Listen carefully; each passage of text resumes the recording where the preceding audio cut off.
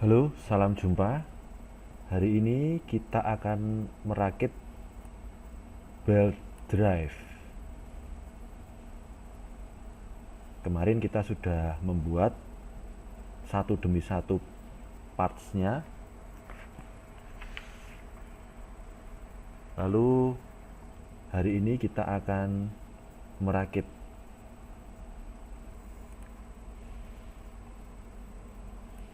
ada 5 item yang sudah dibuat. Yang pertama adalah item 1 housing, lalu item 2 shaft, lalu item 3 pulley, item 5 bearing boss, dan item 10 base.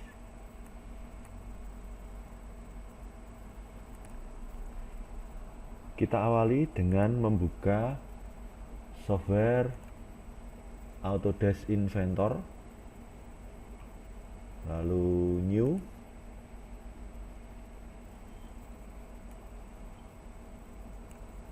metrik standar mm.iam, lalu create.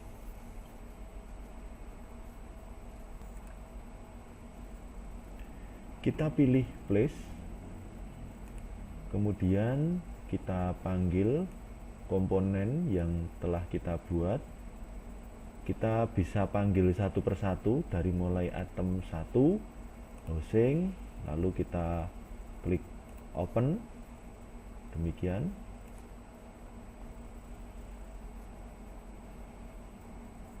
Kita pencet escape atau kita panggil secara bersamaan. Komponen nomor 2, komponen nomor 3, sambil ditekan tombol kontrol, lalu komponen nomor 5, part nomor 5, dan part nomor 10. Kita klik open, lalu secara bersamaan semuanya akan muncul. Kita klik sekali, lalu kita escape untuk memberikan tampilan seperti ini. Nah, ini semua adalah parts yang ada dan sudah kita gambar di gambar rakitan belt drive. Ada housing, ada shaft, ada pulley, ada bearing boss, dan ada base. Nah, kita bisa simpan terlebih dahulu supaya apabila terjadi error tetap aman. Kita save, lalu kita simpan dengan nama belt drive assembling, lalu save. Do you want to replace? Yes, kita sudah pernah melakukan penyimpanan sebelumnya. Lalu kita memerlukan satu komponen yang digunakan sebagai referensi. Kita akan gunakan base item 10 sebagai referensi awal, sehingga parts yang lainnya atau komponen yang lainnya nanti akan terpasang di sana. Artinya komponen base ini akan fix. Kita klik kiri sehingga berubah warna, lalu klik kanan dan kita klik grounded. Nah, ini sudah. Langkah yang pertama, saya akan merakit bearing boss dengan housing.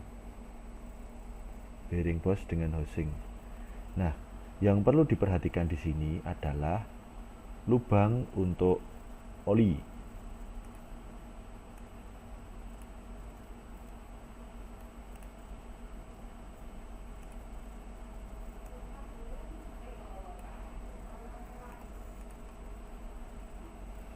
Ini adalah lubang yang digunakan untuk memasukkan oli dari housing ini harus satu sumbu dengan lubang yang ada di bearing boss. Ini yang ada di bearing boss. Maka kita akan gunakan constraint lalu meet sumbu ini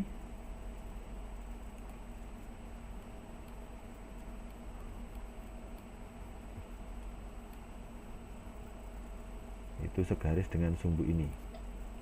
Nah, sudah satu garis. Lalu apply. Selanjutnya kita gunakan meet kembali, kita constraint sumbu dari bearing boss, kita set satu sumbu dengan yang ada pada housing. Nah, apply, lalu kita akan melihat hasilnya.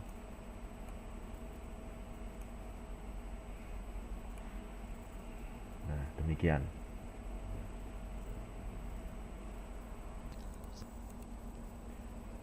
Berikutnya kita akan memasang shaft, yaitu item yang kedua. Kita bisa perhatikan untuk shaft, bagian yang terpasang dengan puli ini memiliki panjang 50 dan yang terpasang dengan roda gigi ini memiliki panjang 48. Lalu bagian yang terpasang dengan puli ini kalau kita perhatikan menempel pada sisi tirus dan panjang dari housing. Ini sisi yang tirus dan yang lebih panjang. Maka kita akan cek terlebih dahulu shaft. Ini shaft yang sudah kita buat, kita akan cek terlebih dahulu.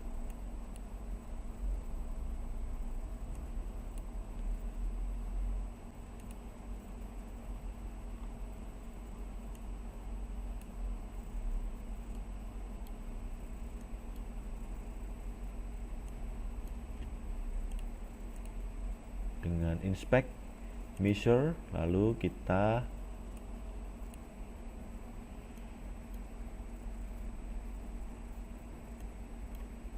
cek dari sisi ini ke sini itu 46, sehingga dari sisi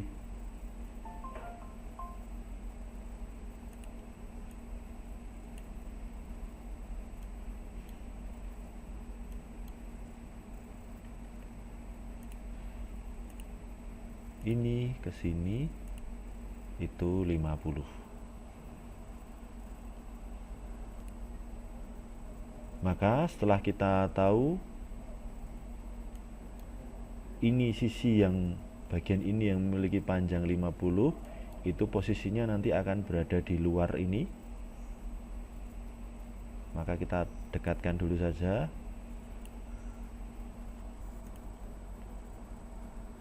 Kita akan memasang shaft masuk ke lubang ini. Kita posisikan demikian, lalu kita pilih constraint, lalu insert bagian ini dengan bagian ini. Nah, karena arahnya itu tidak sesuai dengan apa yang kita inginkan, maka kita pilih solution. kita balik arahnya. Demikian. Apply. Selanjutnya kita akan memasang housing ke base. Maka kita pilih constraint, lalu insert bagian ini, itu terpasang di bagian ini.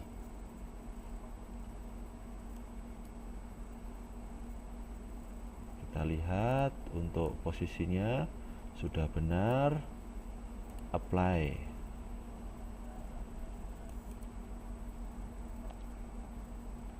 Nah, selanjutnya kita akan memposisikan lubang dari housing dan base ini. Kita tahu housing ini memiliki 4 lubang yang nanti akan dipasang mur baut atau bolt and nut. Begitu juga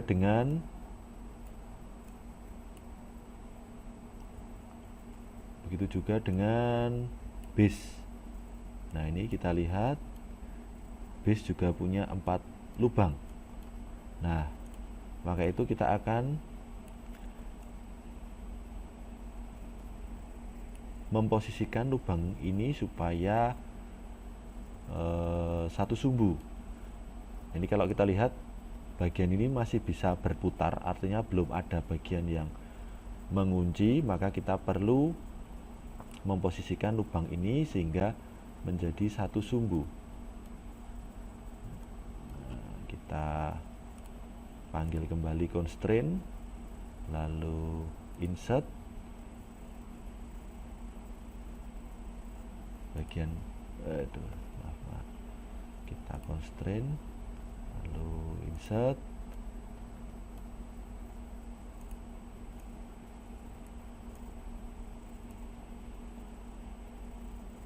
bagian ini dan bagian ini. Kita apply, kita bisa save dulu sehingga aman bila mana terjadi sesuatu. Selanjutnya kita akan memasang komponen puli pada housing. Nah, di sini. Kalau kita lihat posisi puli ini berada di bagian kiri atau bagian dari housing yang memiliki konus lebih panjang di bagian ini.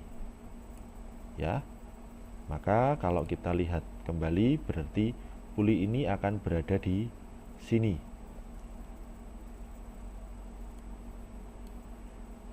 Kita akan pasang dengan constraint, lalu insert. Kita lihat bagian ini.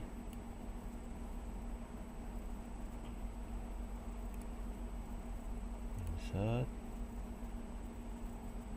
bagian ini dengan ini. Ya, apply. Lalu kita akan posisikan alur pasak yang ada dari puli dengan alur pasak yang ada di shaft. Kalau kita lihat ini masih bisa berputar, maka kita perlu cek di mana lubang alur pasaknya.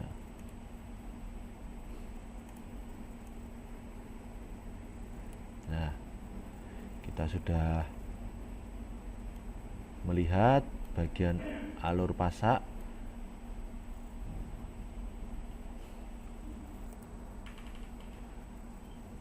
Berikutnya kita akan mengatur supaya alur pasak dari shaft itu lurus dengan alur pasak pada puli. Kita panggil constraint, lalu made. Kalau melihat bagian yang tepat adalah yang flush ini, kita klik dinding alur pasak puli dan dinding dari alur pasak yang ada di shaft. Kita apply, lalu kita lihat kita sudah merakit dari komponen-komponen yang sudah kita gambar sebelumnya. Ada housing, lalu ada shaft, ada puli, ada base, dan ada bearing boss yang ada di dalam. Kita bisa simpan terlebih dahulu. Kita akan melanjutkan proses perakitan belt drive dengan menambahkan item 4 gear, item 6 dan 7, K dan K2 atau biasa kita sebut pasak, item 8 nut, dan item 9 bolt. Ini adalah proses perakitan untuk proses perakitan sebelumnya, yaitu housing, shaft, puli, bearing boss ada di sini, dan yang terakhir adalah base. Kita mulai dengan membuat spur gear. Kita akan menggunakan fitur desain, lalu spur gear. Kita klik.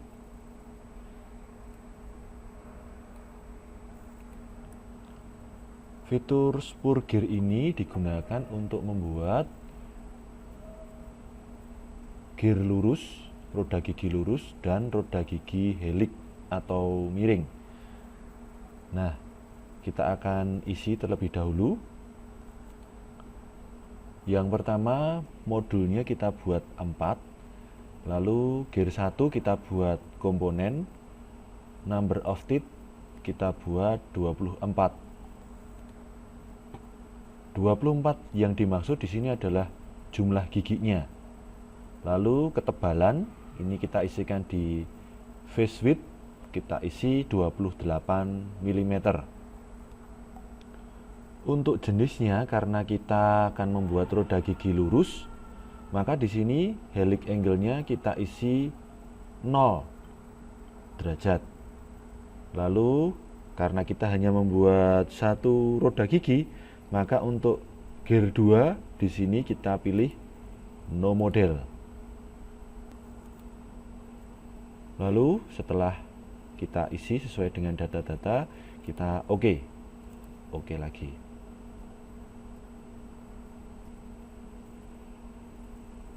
Nah, kita posisikan di sini. Nah, di sini kita lihat roda gigi yang tersedia ini bentuknya masih standar, polos. Apabila kita akan menambahkan bentukan yang lain, maka kita perlu edit roda gigi yang ada. Untuk memproses roda gigi ini, kita klik di roda gigi, klik kiri, lalu klik kanan, open. Nah, kita masuk di bagian assembly. Lalu untuk masuk ke partnya, sekali lagi kita klik kanan lalu open.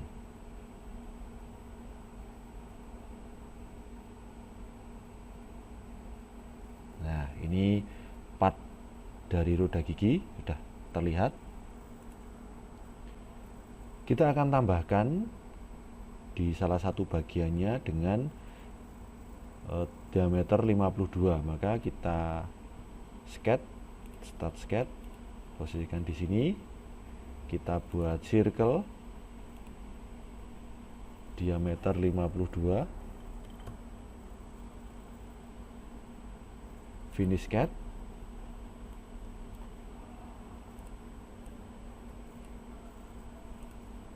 Lalu kita extrude.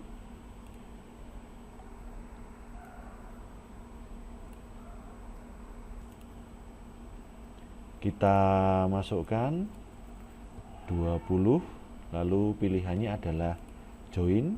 Kita ketik OK. Kemudian kita akan membuat lubang tembus. Maka kita klik sketch, kita klik di sisi ini, kita buat lubang dengan alur pasak, diameternya 28,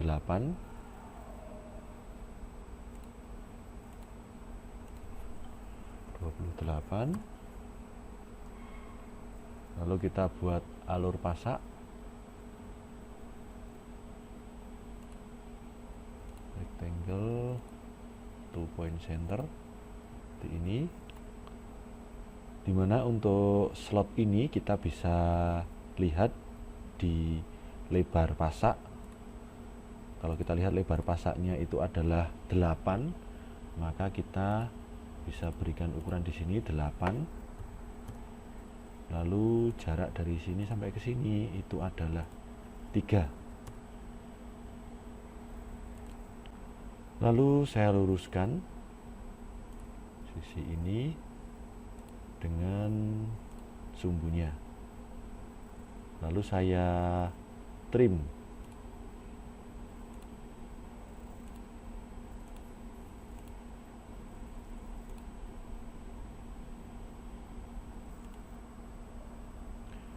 Karena ini menjadi biru, kita kembalikan lagi.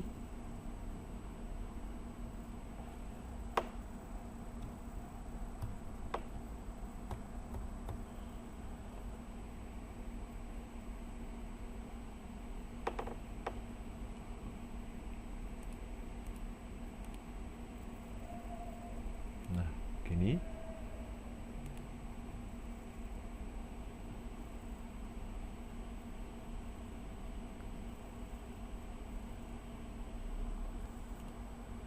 Gini kita finish sketch. Gini bisa kita gunakan untuk extrude, cut. Kita pilih profilnya ini dan ini, cut. Lalu kita pilih yang to next. Kita bisa cek, kita oke dulu. Kita bisa cek, sudah bisa tembus dengan baik. Kita akan tambahkan fillet R5.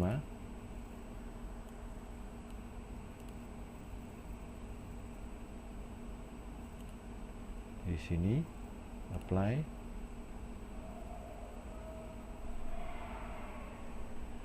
Kemudian kita save terlebih dahulu. Baik, berikutnya kita akan merakit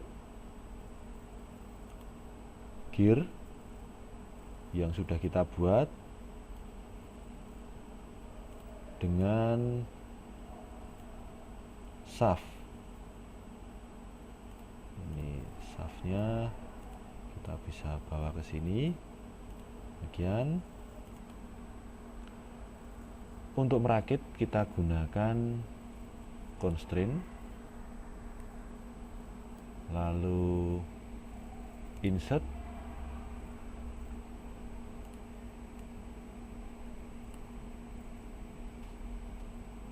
bagian ini kita pasang dengan bagian ini. kita apply. Lalu kalau kita lihat posisi alur pasak di sini belum lurus, maka kita akan memposisikan alur pasak yang ada di shaft dengan alur pasak yang ada di roda gigi. Kita lihat, kita cermati, kita cari terlebih dahulu posisi ini. Kita bisa dekatkan.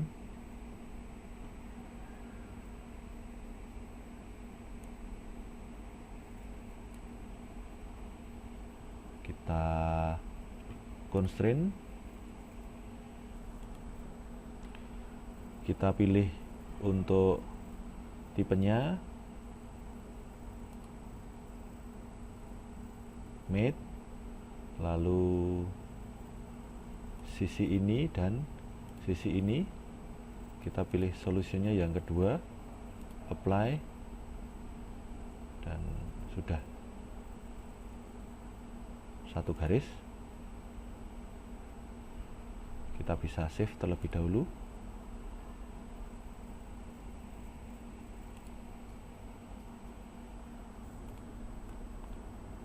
Selanjutnya kita akan menggunakan fitur content center.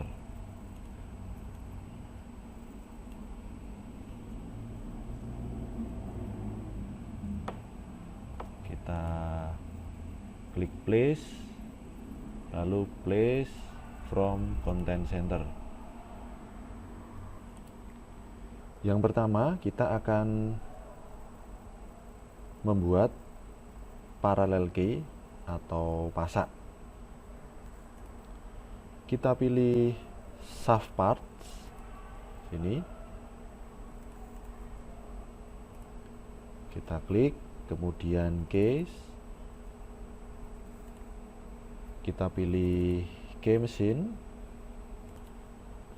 kita pilih rounded, artinya kita menggunakan pasak yang memiliki radius. Lalu kita filter, kita pilih yang DIN,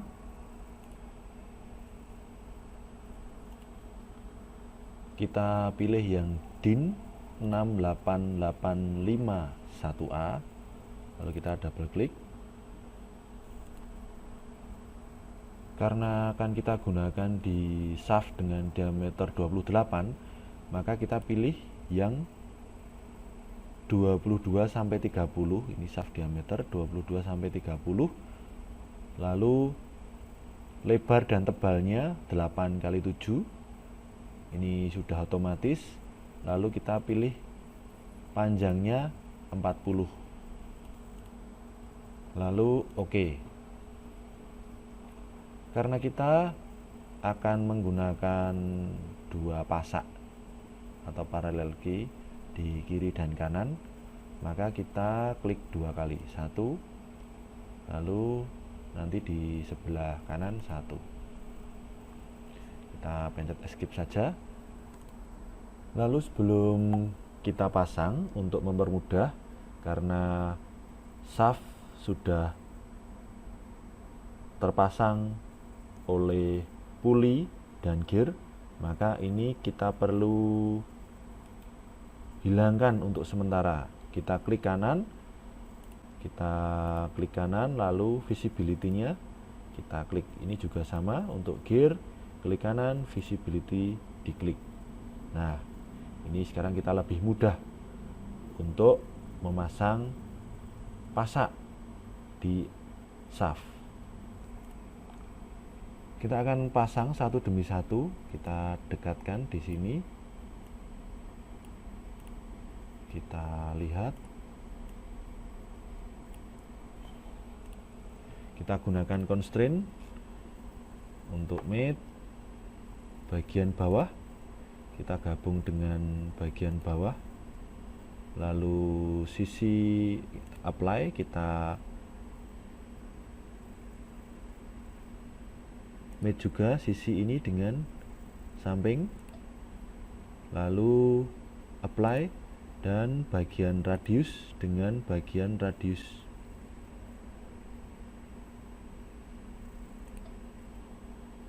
Apply. Kita ke pasak di sebelah kanan. Dengan cara yang sama kita constrain untuk sisi bawah, lalu sisi samping, dan sisi radius.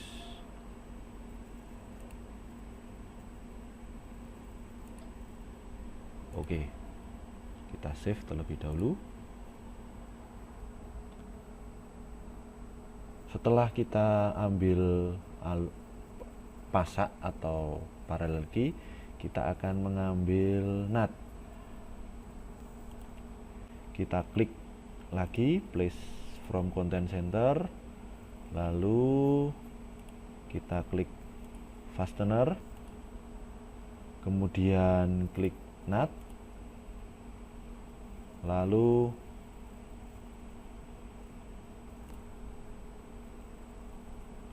kita pilih hexagon nut,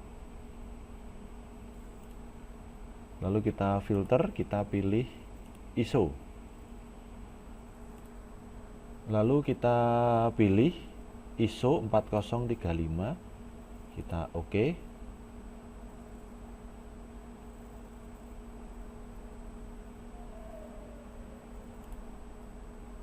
Lalu kita klik di sini.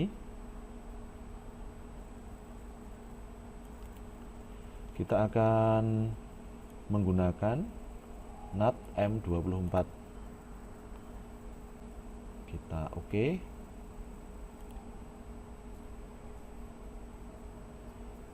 Kita ambil 2 nut. Kita escape saja. Lalu untuk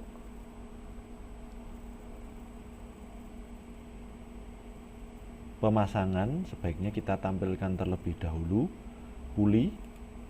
Kita klik di sini, lalu klik visibility dan spur gear, klik.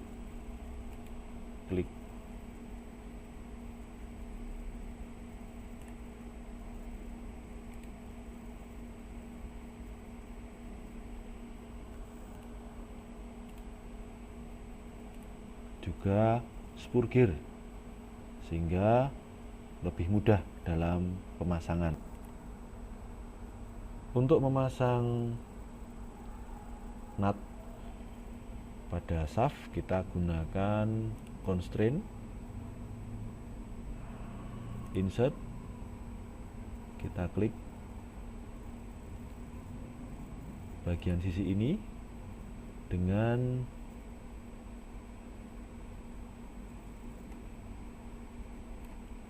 perjelas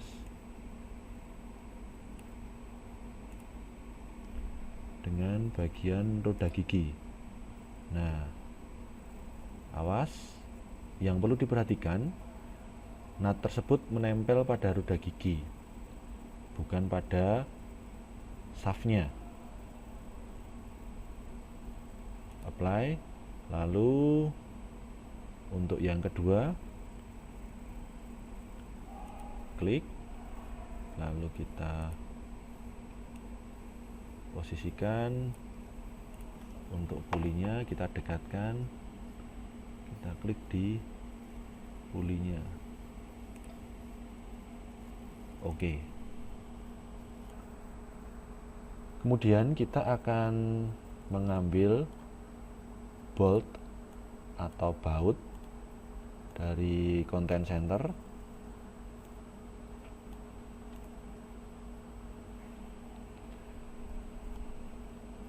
Kita posisikan terlebih dahulu, place from content center, kita pilih bolt,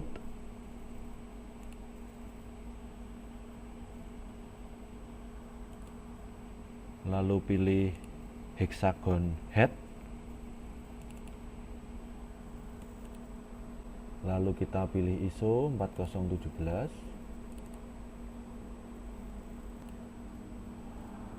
Saya klik di sini, kita akan memilih M12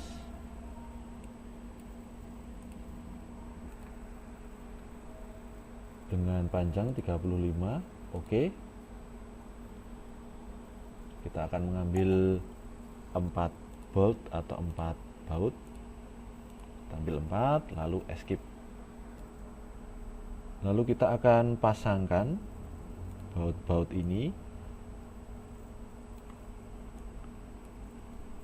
Kita gunakan constraint, lalu insert bagian ini menempel di sini, lalu bagian apply, bagian ini menempel di sini, apply, lalu bagian ini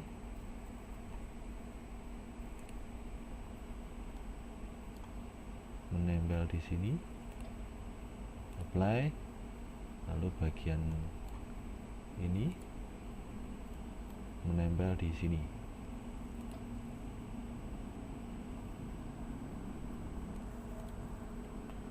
Lalu kita kita lihat dari pandangan depan.